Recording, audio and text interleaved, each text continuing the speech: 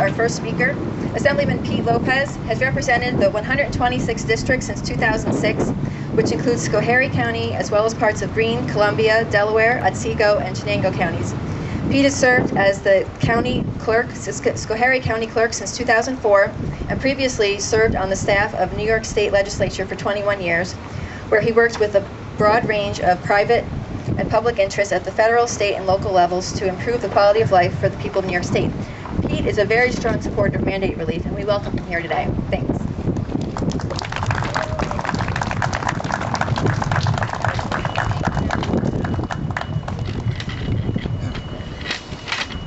Well, folks, I want to thank you for joining us today, and I couldn't tell you that this issue could not be more important to our homes, our families, our businesses. In my area, and I just came from Schoharie County, much of my region was devastated by the floods from Irene and Lee. We still have people who are homeless, families and businesses that are struggling. But to be honest, many of the issues that we're facing, which have been brought right to our attention by the floods, were issues that were happening in slow motion in front of us for years.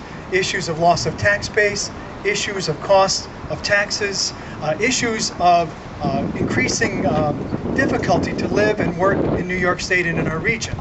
And the issue of the unfunded mandates, and this is the challenge that we have to deal with, is that they're everywhere.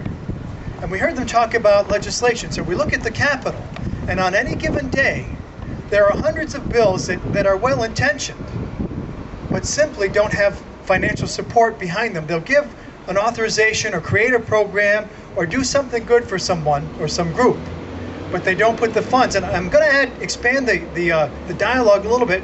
It's not just unfunded, it's also underfunded.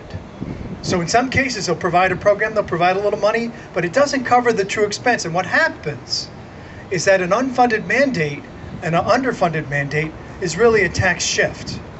So Albany passes it here.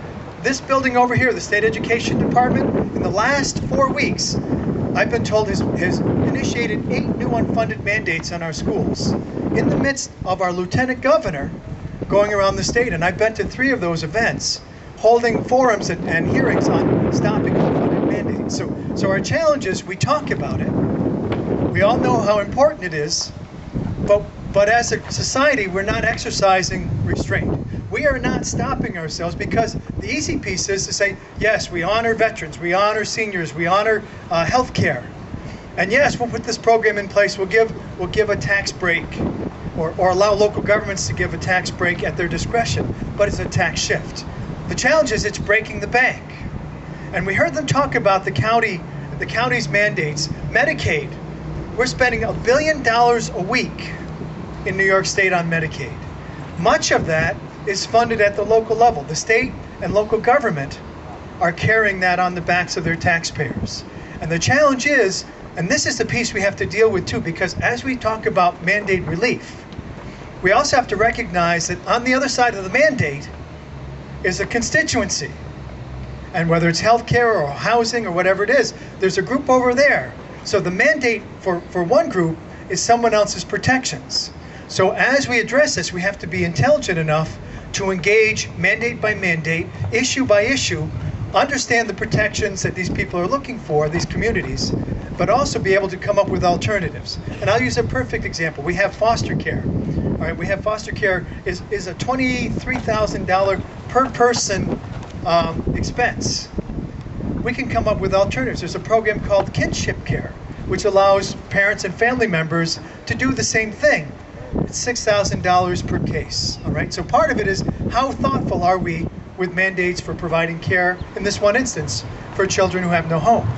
We can be more intelligent about it. So not to go on, we have a wonderful group of speakers. The lieutenant governor, the governor's focus on this. People understand it, but they need the pressure. So first, we just need to say, stop it. Let's just pass a constitutional provision or enable state legislation. No mandate unless it has adequate state funding behind it. And we'll go from there. Just started right there. So folks, I want to thank you. We need to build the chorus. We need to take it across the state. We need to get more energy and fire behind this, because it is important to our homes and families. God bless you. Thank you.